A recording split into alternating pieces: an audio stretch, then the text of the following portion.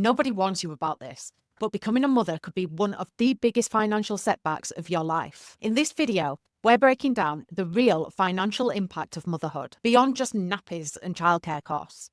We'll cover the hidden ways that it affects your career, income, and long-term wealth, and most importantly, what you can do to protect yourself. Whether you're already a mum or thinking about having kids, this is a conversation nobody is having, but every woman needs to hear. As Anne Crittenden puts it in The Price of Motherhood, if motherhood is so important, why is it so financially devastating? My sister and her husband always knew that having kids would be expensive, but nothing prepared them for just how much. She now works part-time, not because she wants to, but because it's the only way to keep childcare costs manageable. And even then, the workload at home has skyrocketed. She works constantly, juggling household, looking after 2 kids, and trying to carve out time for herself and her husband, all while dealing with the weight of financial stress on top of it. I see how exhausted she is, how much she's been stretched between work and family, and how money worries are just another layer of pressure she didn't expect. And while I'm not a mother myself, I know what it feels like to have your financial security shaken. After my last relationship ended, I had to rebuild my finances from the ground up. I know what it's like to feel like you're playing financial catch-up, while life keeps throwing more and more at you. I also know how easy it is to get caught up in the expectations of what we should be doing with our money, whether it's spending on the family, trying to keep up appearances, or just trying to survive. That's why this conversation is so important, because so many women are struggling with these hidden financial costs, and nobody is talking about it. But today, we are. From the moment you become a mother, the financial hits start rolling in. Let's break it down. Childbirth and medical expenses. In the UK, the NHS covers most maternity care, but there's still unexpected costs.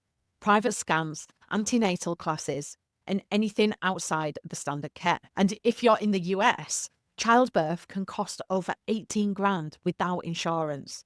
And even with it, you could still be paying thousands out of pocket. Maternity leave and income loss. Taking time off work sounds great in theory, but it comes at a cost. In the UK, standard maternity pay gives you 90% of your earnings for just 6 weeks. After that, it drops to £184.03 per week, which is barely enough to cover basic expenses. No wonder so many women feel financial pressure right after having a baby. Childcare costs. This one is huge. If both parents are working, childcare quickly becomes one of the biggest expenses. The average nursery cost for a child under 2 in the UK is £12,425 a year. That's more than some people's rent or mortgage. And that's why so many women cut back on work or leave their jobs altogether, because financially it just doesn't make sense. Unexpected costs. It's not just childcare, it's everything else. Nappies, formula, clothes. Those costs pile up. And then there are bigger purchases like car seats, strollers, baby monitors. No one tells you how much you'll actually spend in that first year. For my sister, these costs hit way harder than she expected. She had savings, she had a plan, but the sheer scale of expenses, plus the drop in income, was overwhelming. And she's not alone. Most mums aren't prepared for just how expensive those first few years really are. And the thing is, this is just the beginning. I also want to add that if you're in a relationship, make sure that you split childcare costs equally. In nearly every budget that I see, mothers usually spend their own personal money on the kids, whereas dads spend it on themselves. That just compounds all the financial hits that women are already getting. In Unfinished Business, the author Anne-Marie Slaughter says women don't opt out of work, they're pushed out. Becoming a mum doesn't just impact your finances in the short term. It can hit your earnings and career progression for decades. This is called the Motherhood Penalty, and it's one of the biggest reasons why so many women struggle to build wealth. It's simple. On average, mothers earn less over their lifetime than women without kids, and a lot less than men. Anne-Marie Slaughter talks about this in Unfinished Business, explaining how workplaces often see mums as less committed, so they get fewer promotions, slower career growth, and lower wages over time. And the numbers don't lie. In the UK, women's earnings drop by 44% in the first 5 years after having a child. In the US, mothers earn 40% less than fathers over their careers. Even in countries with great parental leave policies, studies show women's wages never fully recover after having kids. And it's not just about salary. Studies show that mothers are less likely to be promoted. A Harvard study found that women with kids are 79% less likely to be hired than equally qualified fathers. Employers assume mums will take more time off or be distracted by family life, so they get passed over for leadership roles. My sister went from working full-time to part-time after having kids, not because she wanted to, but because childcare was too expensive. That one decision means she's earning less, saving less for retirement, and missing out on career growth. And she's not alone. Millions of women make the same choice, not because of lack of ambition, but because workplaces still don't fully support working mums. This matters because the motherhood penalty isn't just unfair, it keeps women from building wealth. But there are strategies to fight back. And in the next section, we're going to talk about how to protect your wealth whilst raising a family. Taking time off work to raise kids doesn't just hit your income in the short term, it can wreck your retirement savings. And most women don't even realise how much they're losing until it's too late.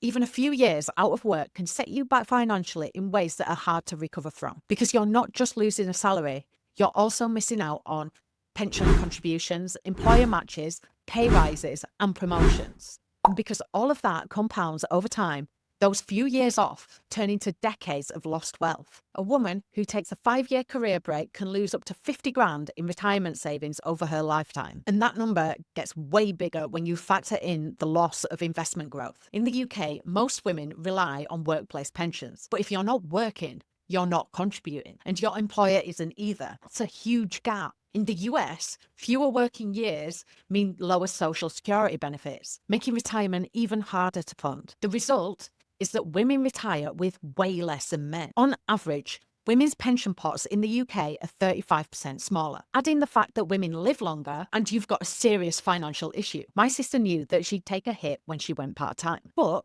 what she didn't realise was how much it would affect her retirement. She's still paying into a pension, but her contributions are way lower. And with fewer years in the workforce, she's already behind where she should be. And that is just from cutting hours, not even taking a full career break. This isn't just frustrating.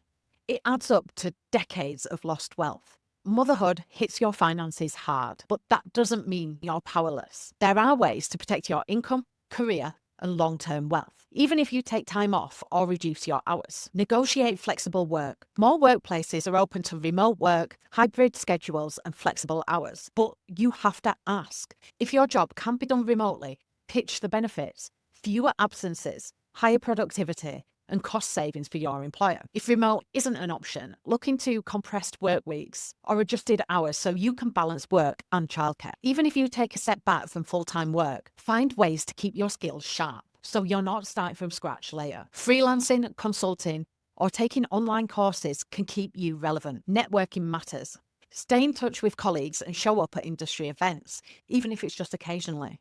If you are thinking about taking time off, make sure that you build a financial buffer first. Aim to save 6 to 12 months worth of expenses to cover any income gaps. Maximise your workplace pension contributions before stepping back to soften the long-term impact. If you're self-employed, set up a private pension or investment plan so you're still saving, even if you're earning less. If you are planning on time off, make sure to include the cost of not paying into your pension. If you're in the situation where the cost of childcare and working cancel each other out, it might be worth paying for childcare so you can keep contributing into your pension if it's a good one. Know your numbers. Budgeting before and after kids puts you in control. Maximise what you already have.